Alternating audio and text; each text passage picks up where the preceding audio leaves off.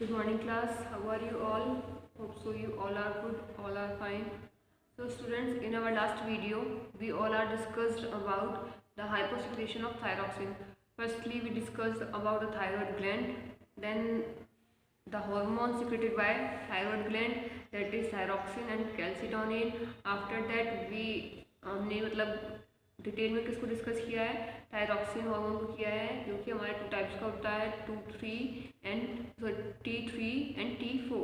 ठीक है, इसमें मैंने आपको उसका फंक्शंस बता दिए, टाइप, कंपोजिशन, ये सब बता दिए थे। हाइपोसिक्रेशन चल रहा था। हाइपोसिक्रेशन में हमने इन्फेंट्स में और एडल्ट्स में टू टाइप्स ऑफ डिजीज पढ़ लिया था। इन इन्फेंट्स हमने कौन सी पढ़ी थी, क्रेटेनिज्म, एंड इन एडल्ट्स में कौन सी पढ़ी थी हमने डिजीज, माइक्रो ऑक्सीडेमा। ठीक है, मायो ऑक्सीडेमा पढ़ी थी हमने, और चाइल्ड में क्रेटेनिज्म। अब थर्ड टाइप ऑफ हमारी जो डिजीज आती है, थर्ड डिजीज देख लेते हैं। हमारी थर्ड डिजीज क्या आएगी, थर्ड हमारी आती है endemic disease. Okay, the third would be endemic. Endemic को सिंपल क्वाइटर भी कहते हैं। ठीक है, अब क्वाइटर कहते हैं हिंदी में घेंगा रोग। इसमें नेक का जो पोर्शन होता है वो बहुत ज़्यादा स्वेल अप हो जाता है due to the deficiency of iodine, और ये ठीक हो जाता है अगर आयोडीन की जो अमाउंट है वो बॉडी में फुलफिल कर दी जाए। ठीक है, एंडेमिक आएगा इसमें, एक तरीके से होता है due to deficiency of iodine, due to deficiency of iodine. Okay, इसके बाद ये नॉन जेनेटिक है, मतलब जनरेशन टू जनरेशन पास नहीं होती। आपने क्लास 9 में पढ़ा होगा, टू टाइप्स ऑफ डिजीज होती है, acquired disease and chronic disease. Sorry, acquired disease या फिर इनहेरिटेड डिजीज। तो ये एक्वायर्ड डिजीज होती है, ना कि इनहेरिट। एक्वायर्ड डिजीज वो होती है जो हम लाइफ टाइम में इनसे सर्वाइव करते हैं, और इनहेरिट होती है जो बाय बर्थ हमें हमारे पेरेंट्स से मिलती हैं, पीढ़ी दर पीढ़ी चलती रहती हैं। ठीक है, लेकिन ये कोई ऐसी बीमारी नहीं है। इसमें होता क्या है, एनलार्जमेंट ऑफ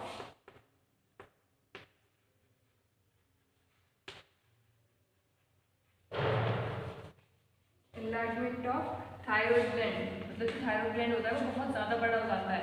और थायराइड ग्लैंड कहाँ पे होता है, नेक में।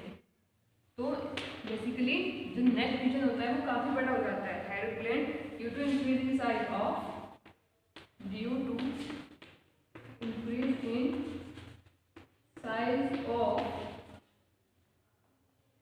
नंबर ऑफ एकिनल सेल्स, क्योंकि नंबर ऑफ एकिनल सेल्स क्या बनाएंगी, थायरॉक्सिन हार्मोन बनाती है, और यही पे क्या, जब आयरन कम होगा तो थायरॉक्सिन हार्मोन कम बनेगा, जिसकी वजह से जो ग्लैंड है वो साइज में बहुत बड़ा हो जाता है। ठीक है, तो ये क्या होता है, सिंपल गोइटर होता है। ठीक है, ये हमारी थर्ड टाइप ऑफ डिजीज है, जिसको एंडेमिक डिजीज भी कहा जाता है, और सिंपल गोइटर भी। जस्ट बिकॉज किसकी वजह से होती है, ये डिफिशियंसी ऑफ आयोडीन की वजह से होती है, और जो थायराइड ग्लैंड है वो बहुत ज़्यादा बढ़ जाता है, क्योंकि इसमें जो एक्टिनल साइज होती हैं, एक्टिनल सेल्स होती हैं, उनका साइज बहुत बड़ा हो जाता है। ओके, इसमें ये होता है। The fourth type of disease would be thyroiditis. ठीक है, जहाँ पर फोर्थ डिजीज आएगी वो क्या आएगी, थायरोआयोडाइड डिजीज आएगी।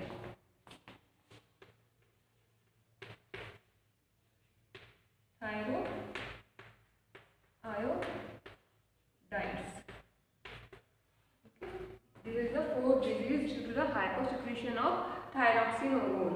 इसमें क्या होगा, ऑटो इम्यून डिसऑर्डर, ये इम्यून सिस्टम को वीक कर देगी। ऑटो इम्यून डिसऑर्डर, इसमें जो इम्यून सिस्टम है उस पर फर्क पड़ना शुरू हो जाएगा। ठीक है, ऑटो इम्यून डिसऑर्डर है, और किस वजह से होता है, ड्यू टू इंजरी। अगर कोई चोट लग जाती है तो उस टाइम ये वाली डिजीज होने के चांसेस बढ़ जाते हैं। ठीक है, ये आपके में होता है, थायरोआयोडाइड्स में होता है। तो ये हमारी 4 डिजीज थी, किससे रिगार्डिंग, हाइपोसिक्रेशन ऑफ थायरॉक्सिन से। सबसे पहले हमारी क्रेटेनिज्म थी, जो बच्चों में होती है। फिर हमारी मायो ऑक्सीडेमा थी, जो बड़ों में होती है, जो आपकी और हमारी एज है। उसके बाद आती है एंडेमिक। ठीक है, उसके बाद आती है थायरोआयोडाइड्स। एंडेमिक क्या होती है, एक एक्वायर्ड डिजीज है, नॉन जेनेटिक, जो पीढ़ी दर पीढ़ी नहीं चलती। थायरोआयोडाइड्स ये चोट लगने पे हो जाती है। ठीक है, तो ये हमारी 4 डिजीज है। इसके बाद हमारा क्या आएगा, इसके बाद आएगा हमारा hyper secretion of thyroxine. Hyper का मतलब सबको पता है ना, मतलब जब कोई चीज़ ज़रूरत से ज़्यादा बनती है। तो चलो हाइपर सिक्रेशन देख लेते हैं हम इसका। फिर हमारा यहाँ पे जो थायरॉक्सिन हार्मोन है वो खत्म हो जाएगा। After that we move towards the second hormone of thyroid gland, that is calcitonin.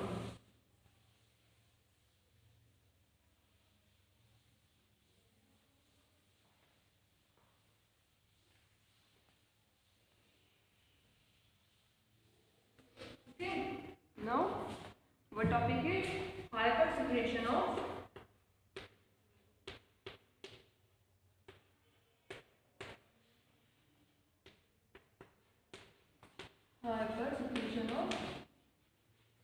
thyroxine.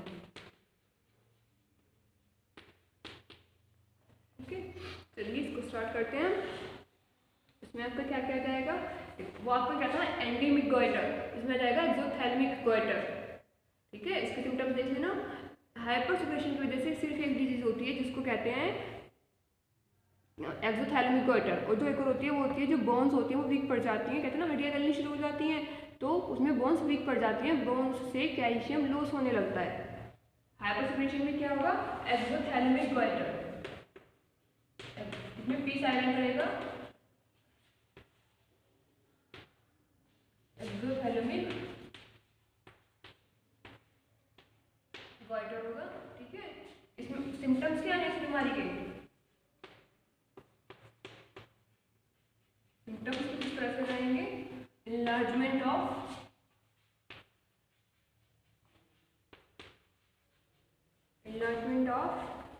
Thyroid gland, same वही जो हमारा थायराइड ग्लैंड है वो काफी बड़ा हो जाएगा साइज में। Next BMR, basic metabolic rate increase, heart rate increase, pulse rate increase.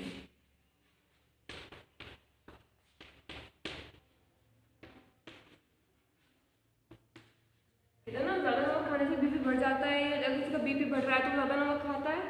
ठीक है, तो उसमें यही सब फैक्टर्स होते हैं। Body temperature increases,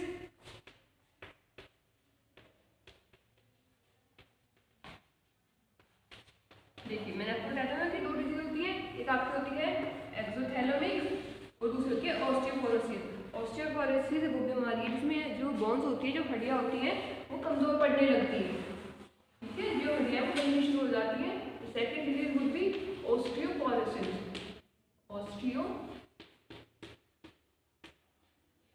disease. ठीक है, ऑस्टियोपोरोसिस में जो बोन्स से कैल्शियम लॉस होने लगता है due to loss of calcium and phosphate, due to loss of calcium and phosphate. Okay, और ये कहाँ पे एक्यूमुलेट होने लगता है, बोन्स में, लीवर में, किडनी में, और प्रॉब्लम क्रिएट करता है फिर ये वहाँ पे जाके।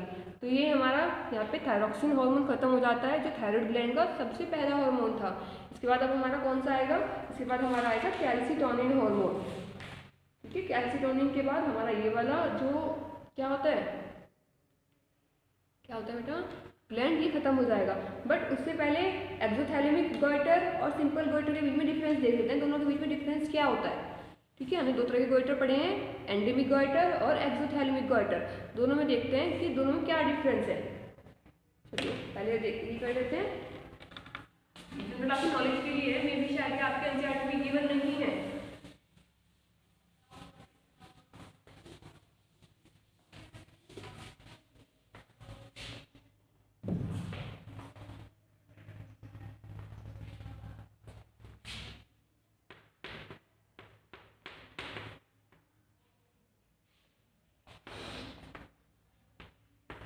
एक्सोथैलेमिक गोइटर और एंडेमिक गोइटर, इसको सिंपल गोइटर भी कहते हैं।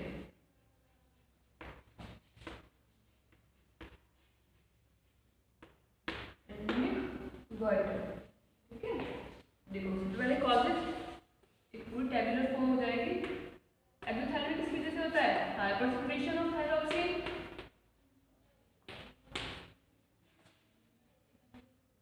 और जो आपका एंडेमिक है ये किसकी वजह से होता है, hyper secretion of thyroxine.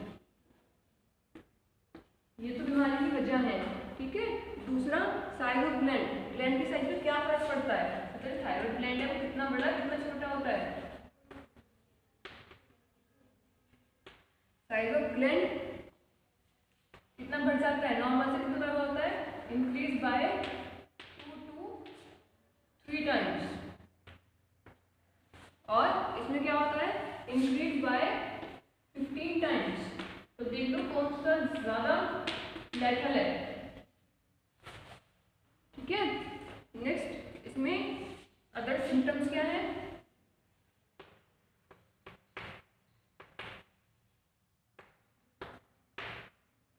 Other symptoms दोनों में आएंगे, इंक्रीज बीएमआर,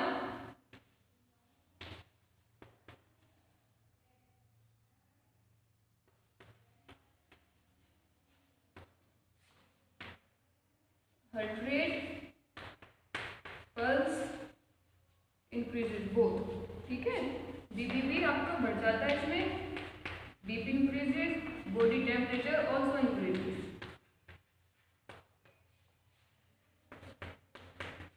ये दो सिम्टम्स किसके थे, एक्सोथैलेमिक गॉइटर के। इसमें क्या होगा, जस्ट अपोजिट ऑफ एक्सोथैलेमिक, इसमें BMR decreases, heart rate decrease, pulse, BP decrease, body temperature also decreases. ठीक है, तो ये डिफरेंस होता है, ये मेजर वाला डिफरेंस है between exophthalmic goitre and endophthalmic goitre. ठीक है, endemic, sorry not endomic, it's endemic goitre. Exophthalmic और एंडेमिक गॉइटर के बीच में बस ये डिफरेंस होता है। ठीक है, स्क्रीनशॉट हैंड टू हैंड अपनी नोट्स बनाते रहना, ऐसा नहीं कि स्कूल्स ओपन ही नहीं होंगे, ओपन होंगे, तो अपनी नोटबुक्स प्रैक्टिकल फाइल सब कंप्लीट ही रखनी है। ठीक है, अब इसके बाद हमारा आता है next, that is calcitonin, thyroid gland का सेकंड हार्मोन कैल्सिटोनिन।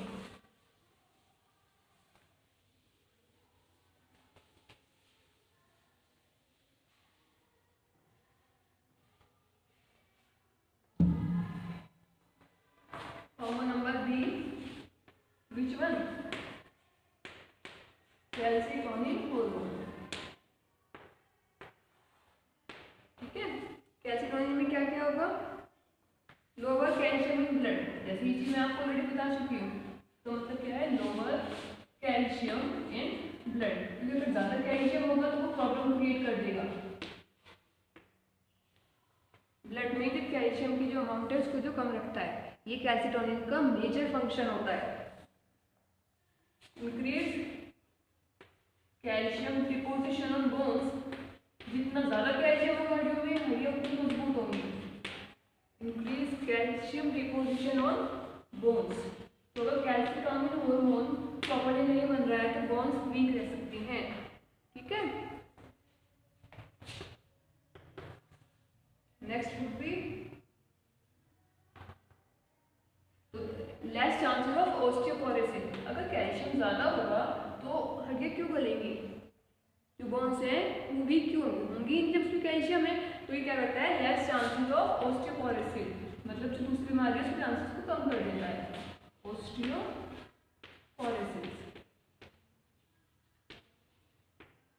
ये हमेशा याद रखना, जितने भी हार्मोन्स हैं वो सब एक कंट्रोल एंड कोऑर्डिनेशन मैनर में काम करते हैं, सब आपस में एक तालमेल के साथ काम करते हैं। क्योंकि देखो जो ऑस्टियोपोरोसिस है वो कैल्सिटोनिन से भी इफेक्ट हो रही है, वो आपके थायरॉक्सिन से भी हो रही है, कुछ पिट्यूटरी में बन रहे होंगे वहाँ से भी हो रही है। ठीक है, तो less chance of osteoporosis. Next क्या होगा, absorption of calcium, absorption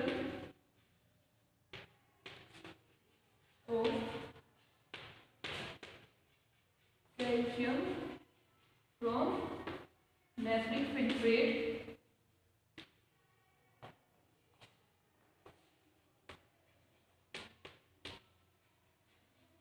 from nephric filtrate, that is low calcium in blood.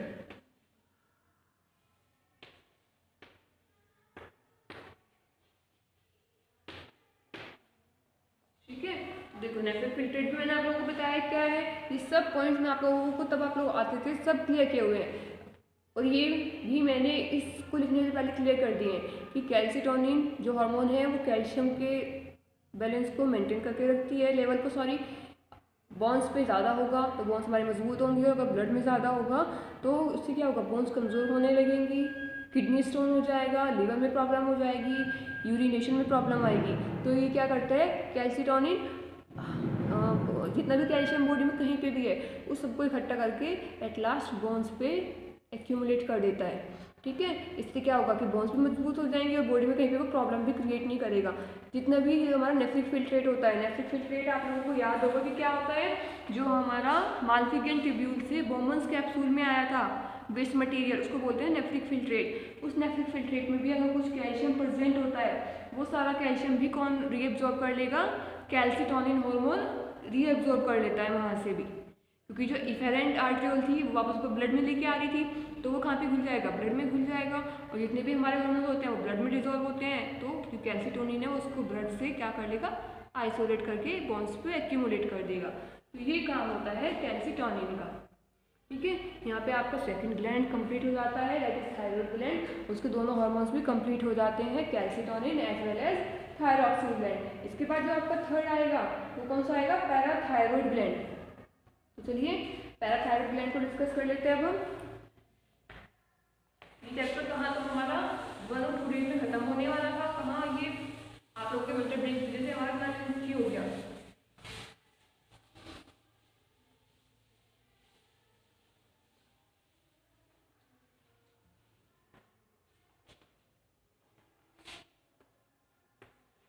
Third gland that is parathyroid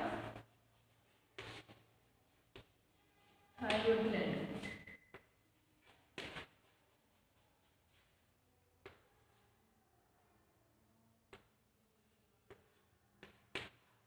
okay, parathyroid की पोजीशन सेम वही नेक रीजन में।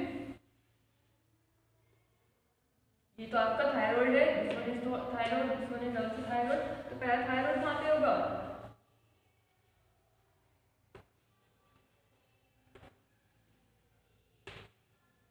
ये जो मैंने सर्कल इसमें फिगर बनाई है ये कौन सा ग्लैंड है, पैराथायरॉइड ग्लैंड है, और ये कैसा होता है 4 इन नंबर होता है, ठीक है।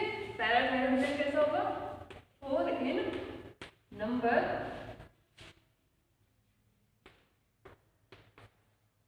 Embedded in the thyroid gland. Embedded का मतलब होता है धसे हुए, इन द थायराइड ग्लैंड।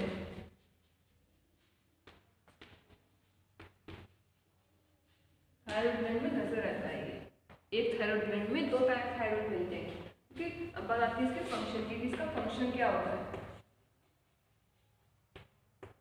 तो फंक्शन देख लीजिए।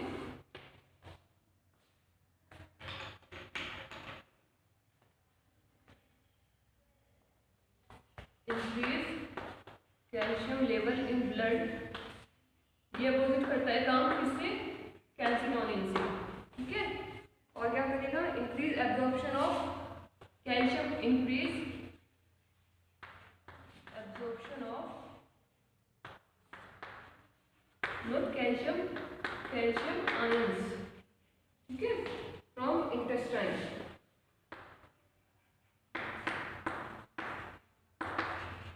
तो ये मीन वाइल अगर ये बॉडी में कमी बने तो ही बेटर है, ठीक है। स्पेशल केस भी बनता है, अगर ब्लड में कैल्शियम ज़्यादा होगा तो बीमारी हो जाएगी, increase chances of osteoporosis,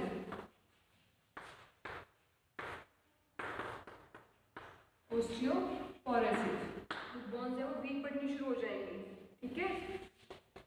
decrease calcium level in urine, जब ब्लड वापस को अपने अंदर एब्जॉर्ब कर रहा है तो उसको पास आउट होने की जरूरत ही क्या है, भाई जब किसी चीज़ का यूज हो रहा है बॉडी में तो क्यों होगा, ठीक है। मसल कॉन्ट्रेक्शन इंक्रीज हो जाएगा, मसल्स में मतलब बहुत ज़्यादा कॉन्ट्रेक्शन होने लगता है, मोस्ट वगैरह हो जाती है, वो इसी कंडीशन में आती है, मसल कॉन्ट्रेक्शन इंक्रीज हो जाएगा। इसमें इम्पल्स कंडक्शन इफेक्ट होता है, मतलब जो बॉडी में मैसेज कन्वे होता है, इम्पल्स कंडक्शन, ठीक है। तो ये किसके बारे में बात थी आपके, इसके बारे में बात थी स्टूडेंट्स, पैराथायरॉयड के बारे में बात थी, ठीक है। जस्ट अपोजिट ऑफ कैल्सिटोनिन, सारे फंक्शन बिल्कुल अपोजिट है उससे, ठीक है। और इसका हाइपोसिक्रेशन होता है, फिर वही बात है, इसका भी हाइपो और हाइपर आ जाएगा। इसका हाइपोसिक्रेशन क्या करता है, हाइपरसिक्रेशन क्या करता है, तो चलो वो देख लेते हैं क्या करता है हाइपोसिक्रेशन और हाइपरसिक्रेशन। पहले हाइपो देन हाइपर।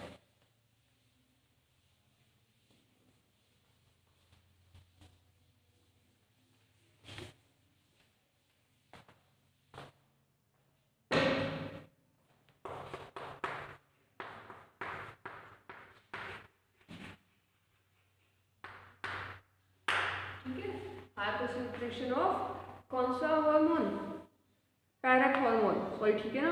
मैंने आपको ये नाम तो बता दिया पैराथायरॉयड ग्लैंड, इसमें जो हार्मोन बनता है वो बनता है पैराथायरॉयड, बनाएगा पैराथायरॉयड,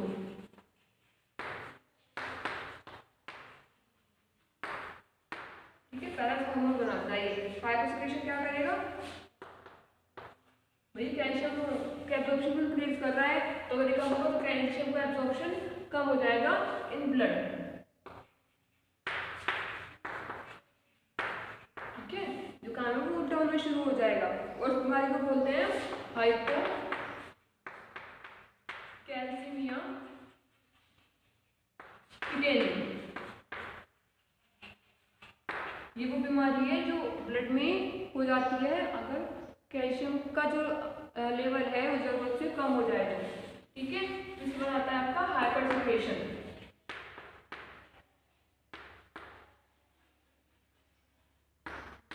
हाइपरसिक्रेशन में क्या होगा, जो बीमारी होगी वो होगी ओस्टियोफिब्रोसिस, ओस्टियोफिब्रोसिस होती है, ठीक है। इसमें क्या होगा, कैविटीज इन बोन्स, जो बोन्स है वो कमजोर हो जाएंगी, खोखली हो जाएंगी बोन्स, मतलब उसे कैल्शियम जो है वो झड़ने लगेगा। इंक्रीज कैल्शियम इन ब्लड, बहुत ज़्यादा कैल्शियम बढ़ जाएगा ब्लड में, उस वजह से मसल कॉन्ट्रैक्शन बहुत ज़्यादा होगा, और किडनी स्टोन के चांसेस काफ़ी हद तक हो जाते हैं, ठीक है। तो ये था आपका parathyroid which is secreted by parathyroid gland, ठीक है। इसका हाइपोसिक्रेशन हाइपोकैल्सीमिया टिटेनी करता है, और हाइपोसिक्रेशन ओस्टियोफिब्रोसिस डिजीज करता है। यहाँ पे आपका ये एक और ग्लैंड खत्म हो जाता है, सो आपके ओवरऑल आई थिंक 8 और 9 ग्लैंड्स हैं, जिसमें से आपके 3 खत्म हो चुके हैं। इसके बाद आपका रहता है मेन जो एड्रिनल ग्लैंड है, पेनक्रियाज रहता है, ओवरीज एंड टेस्टिस 4 रहते हैं, ठीक है। जो तो दो तो आपके कॉमन होते हैं मेल्स में भी और फीमेल्स में भी, और जो 2 हैं वो आपके डिफरेंट है। Ovaries present in the females and the testis present in the mails. तो ये आपका था थर्ड पैराथायरॉयड हार्मोन। इसके बाद जो हम स्टार्ट करेंगे वो होगा एड्रिनल ग्लैंड, और एड्रिनल ग्लैंड की पोजीशन कहाँ पे होती है, just above the kidney, kidney है, और ये क्या होगा आपका एड्रिनल, ठीक है। इसका नेम क्या है, एड्रिनल, किडनी का, और एड को बोलते हैं मतलब अबव, तो इन दोनों को मिला के क्या बन जाएगा, एड्रिनल ग्लैंड,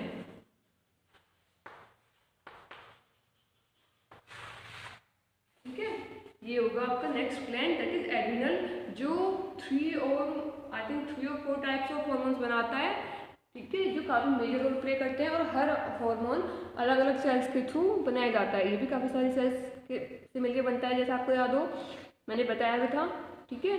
इस पहले बात उसमें 2 ही रीजन होते हैं, कॉर्टेक्स और मेडुला। तो कॉर्टेक्स अलग हार्मोन्स बनाएगा, मेडुला अलग हार्मोन्स बनाएगा, और उसमें फिर मैंने बताया था आपको फाइबर्स की सेल्स मिलती हैं, फिब्रोसिस सेल्स मिलेंगी, वाइट सेल्स, येलो सेल्स, तो सब अलग अलग तरह का हार्मोन बनाने में हेल्प करेंगे, ओके। अगर आपको कोई डाउट है तो आप मुझसे पूछ लेना जब हम लाइव क्लास लेंगे, या वैसे भी आप कमेंट में भी पूछ सकते हो, पर्सनली मैसेज करके पूछ सकते हो। बट हाँ, पढ़ना ज़रूर है, अपने नोट्स कंप्लीट रखो। ज़रूरी नहीं यही नोट्स बनाओ, आप अपनी ओन लैंग्वेज में भी नोट्स बना सकते हो, वो सबसे बेटर है, ओके। तब तक stay home, stay safe, okay. Thank you, have a nice day ahead.